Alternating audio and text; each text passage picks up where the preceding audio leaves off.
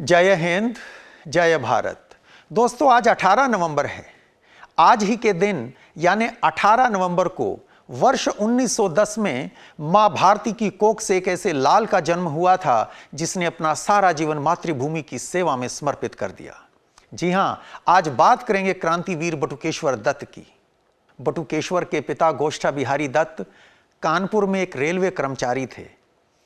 मूलतः यह परिवार पश्चिम बंगाल के बर्धमान जिले के ओवाड़ी गांव का रहने वाला था, लेकिन चूंकि पिता की नौकरी कानपुर में थी, इसलिए बटुकेश्वर का बचपन बीता कानपुर में।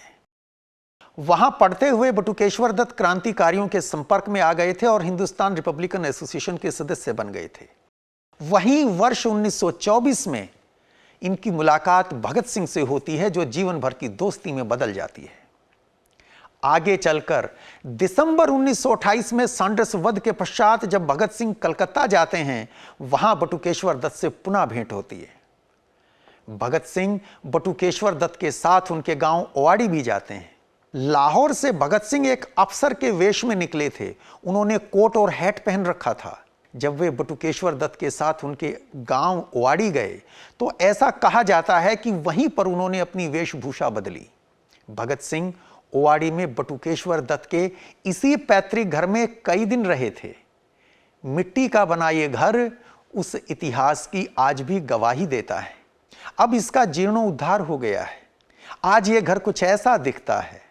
दोस्तों, ये दोनों चित्र हमें मिले बटुकेश्वर दत्त की सुपुत्री आदरणीय बड़ी बहन भारती बागची जी से, जो पटना में रहती हैं और अपने महान पिता की विरासत को संजोए हैं। लौटते हैं क्रांतिवीर बटुकेश्वर दत्त की कहानी पर। 8 अप्रैल 1929 को भगत सिंह और बटुकेश्वर दत्त ने पब्लिक सेफ्टी बिल और ट्रेड डिस्प्यूट्स बिल के विरोध में दिल्ली में सेंट्रल असेंबली में बम फेंके थे। असेंबली बम केस के बारे में विस्तृत जानकारी हम युग दृष्टा भगत सिंह की अमर क्रांति यात्रा के नाम से अपनी वीडियो श्रृंखला में पहले ही दे चुके हैं। उस विषय में यहां इतना ही कहना काफी है कि 8 अप्रैल को दिल्ली में गिरफ्तार होने के बाद पुलिस ने क्रांतिकारी दल के राज उगलवाने के लिए सभी तरह के हथकंडे अपनाए, यातनाएं दी, लेकिन भगत सिंह और बटुकेश्वर दत्त ने दल का कोई राज बेपर्दा नहीं किया। 19 अप्रैल 1929 को पुलिस हिरासत में ही बटुकेश्वर दत्त ने पुलिस के अमानवीय व्यवहार के विरोध में भूख हड़ताल शुरू की, पर अफसोस इसकी चर्चा नहीं होती। उस मुकदमे में दोनों को आजीवन कारावास की सजा हुई थी। बाद में लाहौर षड्यंत्र केस में दोनों लाहौर सेंट्रल जेल में बंद रहे। बाकी साथी बोस्टल जेल में थे। लाहौर जेल में जो ऐतिहासिक भूख हड़ताल हुई, उसके बारे में भी युग दृष्टा भगत सिंह की अमर क्रांति यात्रा के वीडियोज में विस्तार से बताया गया है, लिहाजा उसको भी यहां नहीं दोहराएंगे। लाहौर सेंट्रल जेल से भगत सिंह के लिखे 2 पत्र, एक जो उन्होंने अपने बचपन के साथी जयदेव गुप्ता को 3 जून 1930 को लिखा और दूसरा 17 जुलाई 1930 को बटुकेश्वर दत्त की बहन प्रोमिला को लिखा। ये दोनों पत्र भगत सिंह और बटुकेश्वर दत्त की प्रगाढ़ मित्रता के अनुपम उदाहरण हैं। 3 जून 1930 को जयदेव गुप्ता के नाम लिखे पत्र में भगत सिंह लिखते हैं, क्या आप श्री बीके दत्त के लिए कपड़े का जूता भेजने की व्यवस्था कर सकते हैं?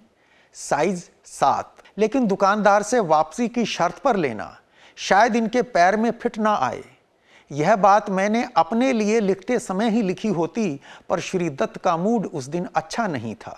साथ ही कृपया एक कमीज जिसका साइज छाती 34 और कमर 29 हो भेज दें। उस पर शेक्सपियरियन कॉलर हो और आधी आस्तीन हो, वह भी श्री दत्त के लिए। दोस्तों, भगत सिंह अपने प्रिय साथी बटुकेश्वर दत्त का बहुत ख्याल रखते थे। 16 जुलाई 1930 को बटुकेश्वर दत्त को लाहौर सेंट्रल जेल से मुल्तान जेल में शिफ्ट कर दिया गया। 17 जुलाई को लिखे पत्र में भगत सिंह लिखते हैं, प्यारी बहन, कल बटू ने स्वयं तुम्हें पत्र लिखा था, जिसमें यह सूचित किया था कि जब तक तुम्हें उसका दूसरा पत्र ना मिले यहां मत आना। कल रात बटू को किसी दूसरी जेल में भेज दिया गया।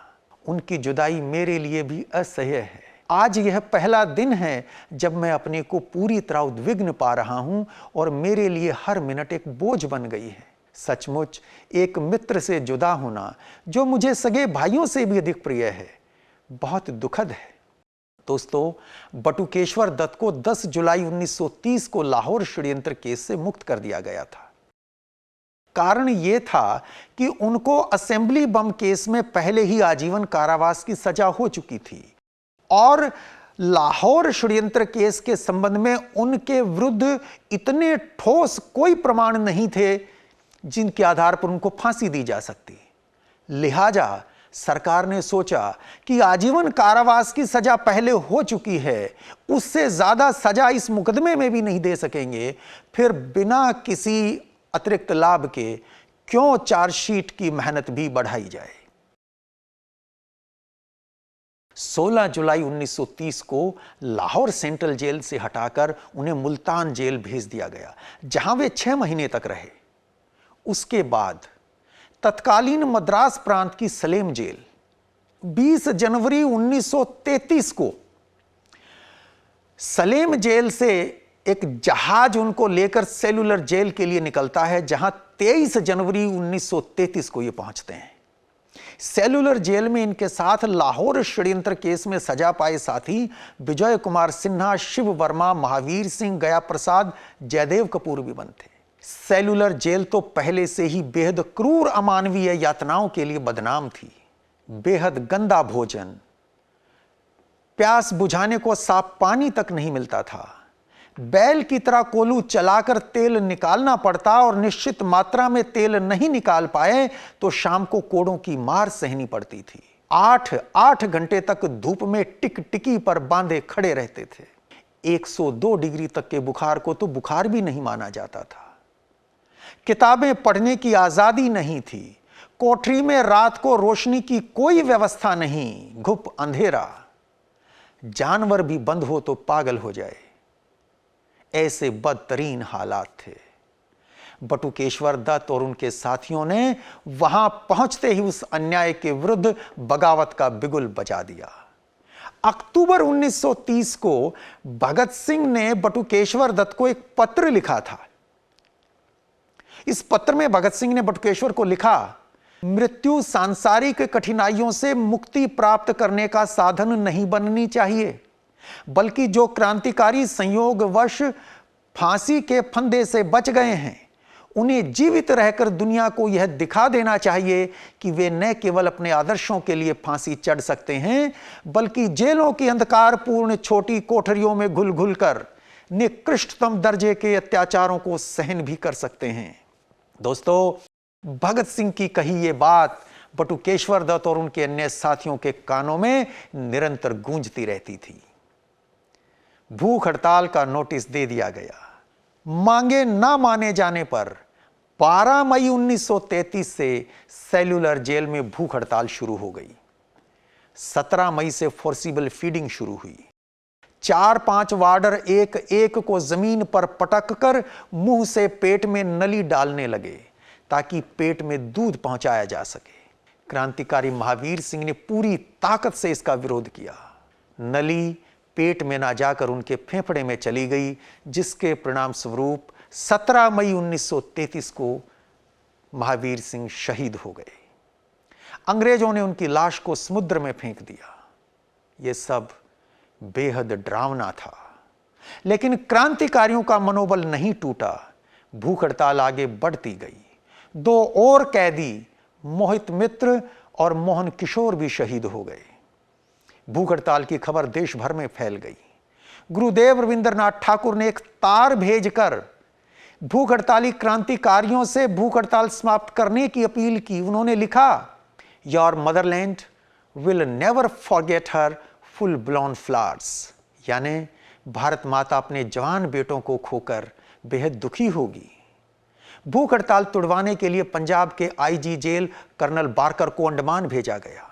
क्रांतिकारी विजय कुमार सिन्हा अपनी पुस्तक इन अंडमान्स द इंडियन बास्टाइल में लिखते हैं, भूख हड़ताल तुड़वाने के लिए बारकर के आदेश पर हमें पूरे 24 घंटे तक पानी की एक बूंद भी नहीं दी गई। जब कोई हथकंडा काम नहीं आया, तब 26 जून 1933 को अंग्रेज सरकार ने घुटने टेक दिए। 46वें दिन भूख हड़ताल समाप्त हुई।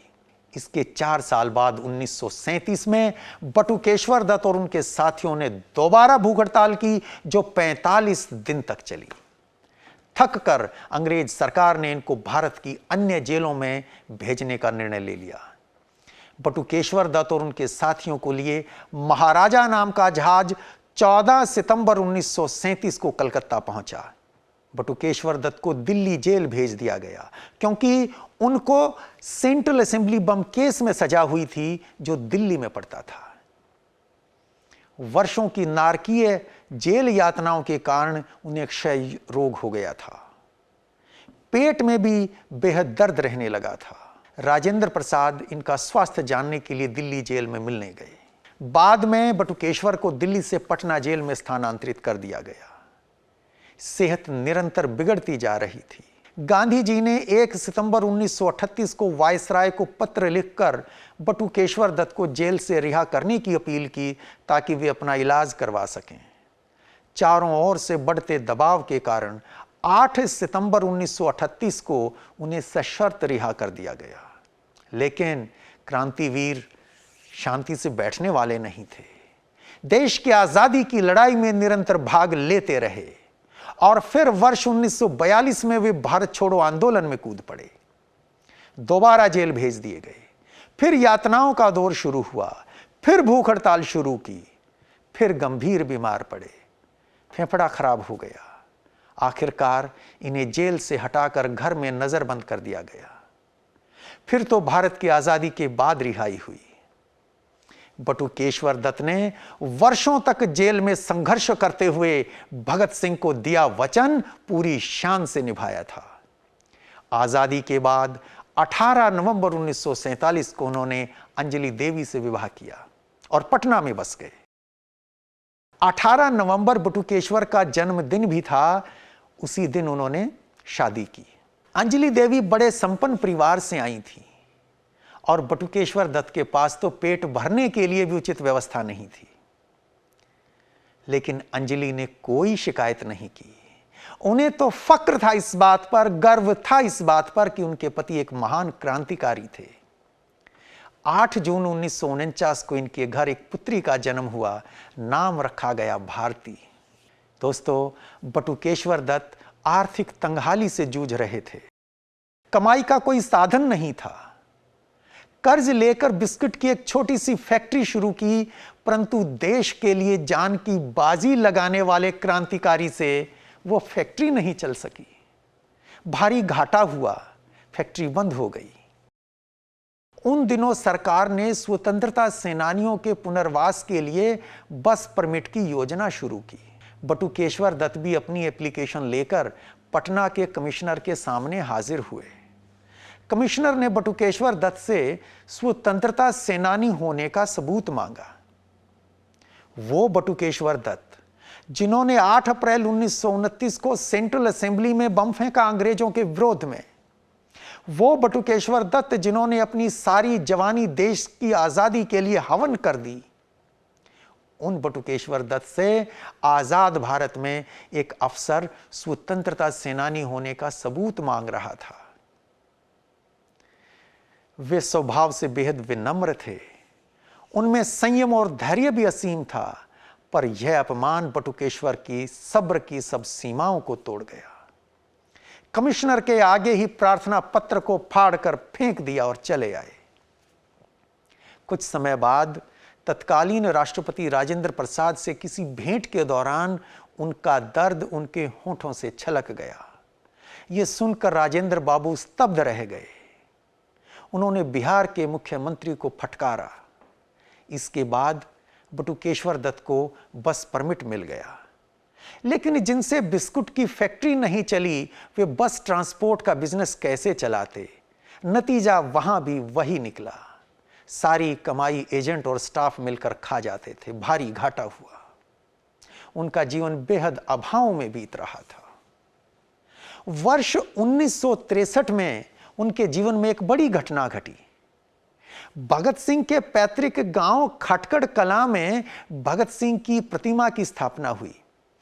पटना में बटुकेश्वर दत्त ने उस न्यूज रील को देखा जब उन्हें पता चला कि भगत सिंह की मां विद्यावती अभी जीवित हैं तो वे खुशी से उछल पड़े। भगत सिंह की मां को वे अपनी मां मानते थे और मां भी उनको भगत सिंह की तरह ही प्यार करती थी। जब भगत सिंह से मिलने जेल जाती थी तो बटुकेश्वर दत्त से भी मिलती थी और अपने हाथ से खाना खिलाती थी। भगत सिंह ने भी फांसी की सजा सुनाए जाने के बाद एक बार मां से कहा था कि दुखी मत होना मां, बटुकेश्वर के रूप में अपना ही एक हिस्सा इस दुनिया में छोड़कर जा रहा हूं। अब जब बटुकेश्वर दत्त को पता चला कि मां जिंदा हैं तो तुरंत खटकड़ कलां की राह पकड़ ली। 9 सितंबर 1963 को पंजाब के खटकड़ कलां में मां बेटे का वो मिलन बेहद अद्भुत था। घर के दरवाजे सुबह से ही खुले हुए थे। 33 साल बाद मां अपने इस बेटे को देख रही थी, मानो बटुकेश्वर की देह में स्वयं भगत सिंह लौट रहे थे। दोनों एक दूसरे से लिपटकर ऐसे रो रहे थे कि आंसू रुकने का नाम नहीं ले रहे थे। गला रुंधा हुआ था, चाहकर भी शब्द नहीं निकल पाए। उन्हें देखकर वहां खड़ा कोई भी शख्स अपनी भावनाओं पर काबू नहीं रख पा रहा था। खटकड़ कलां गांव ने बटुकेश्वर दत्त, उनकी पत्नी अंजलि दत्त और सुपुत्री भारती का जो भव्य स्वागत किया वो कभी ना भूलने वाला अनुभव था। उसके बाद तो मां बेटे मिलते ही रहे। दोस्तों, वर्ष 1964 में बटुकेश्वर दत्त फिर गंभीर रूप से बीमार हुए। इलाज के पैसे भी नहीं थे। जब उनकी हालत के बारे में उनके पुराने मित्र चमन लाल आजाद को पता चला तो उन्होंने अखबार वीर अर्जुन में एक लेख लिखा। उन्होंने लिखा, क्या दत्त जैसे क्रांतिकारी को भारत में जन्म लेना चाहिए? भगवान ने इतने महान शूरवीर को हमारे देश में जन्म देकर भारी भूल की है। खेद की बात है कि जिस व्यक्ति ने देश को स्वतंत्र कराने के लिए अपने प्राणों की बाजी लगा दी थी और जो फांसी से बाल बाल बच गया, वो आज नितांत दयनीय स्थिति में अस्पताल में पड़ा एड़ियां रगड़ रहा है और उसे पूछने वाला कोई नहीं है। भैरवलाल दास अपनी पुस्तक विप्लवी बटुकेश्वर दत्त में लिखते हैं कि पंजाब के तत्कालीन मुख्यमंत्री रामकिशन को पता चला तो उन्होंने पंजाब सरकार की ओर से 1000 रुपए का चेक बिहार के मुख्यमंत्री KB सहाय को भेजा और लिखा, यदि बिहार सरकार बटुकेश्वर दत्त का इलाज करने में सक्षम नहीं है तो पंजाब सरकार दिल्ली या चंडीगढ़ में उनका इलाज कराने का संपूर्ण खर्च उठाने के लिए तैयार है। दोस्तों, इलाज ठीक से हो ही नहीं रहा था। आखिर 22 नवंबर 1964 को उन्हें इलाज के लिए दिल्ली लाया गया। दिल्ली स्टेशन पर पत्रकारों के प्रश्नों का जवाब देते हुए बटुकेश्वर ने कहा, मुझे स्वप्न में भी ख्याल न था कि मैं यहां उस दिल्ली में जहां मैंने बम डाला था एक अपाहिज की तरह स्ट्रेचर पर लाया जाऊंगा। पहले सफदरजंग अस्पताल भर्ती करवाए गए, बाद में एम्स में शिफ्ट हुआ। बटुकेश्वर दत्त इतने गंभीर रूप से बीमार हैं, जब यह खबर फैली तो पुराने स्वतंत्रता सेनानी और प्रमुख राजनेता भी अस्पताल आने लगे। राष्ट्रपति डॉक्टर सर्वपल्ली राधाकृष्णन और प्रधानमंत्री लाल बहादुर शास्त्री भी मिलने आए। पंजाब के मुख्यमंत्री रामकिशन तो दिन में 2-2 बार भी आ जाते थे। भगत सिंह की मां, जिनकी उम्र उस समय 85 साल थी, जब उन्हें पता चला कि उनका लाल कैंसर से जूझ रहा है तो उस उम्र में भी अपनी सारी शारीरिक तकलीफें भुलाकर बेटे की सेवा में लग गई। कभी गांव खटकड़ कलां तो कभी दिल्ली, एक पैर पंजाब में दूसरा दिल्ली में। पल भर को भी मां को आराम नहीं था। उनके पास जितने भी पैसे थे वे सब भी उन्होंने इलाज के लिए भेज दिए। लेकिन बेटे का अंत करीब आता जा रहा था। पंजाब के मुख्यमंत्री रामकिशन मिलने आए और उन्होंने कहा, हम आपके लिए कुछ करना चाहते हैं, कोई इच्छा है तो बताइए। अपना सारा जीवन देश के लिए समर्पित करने वाले बटुकेश्वर दत्त की आंखें छलछला आईं।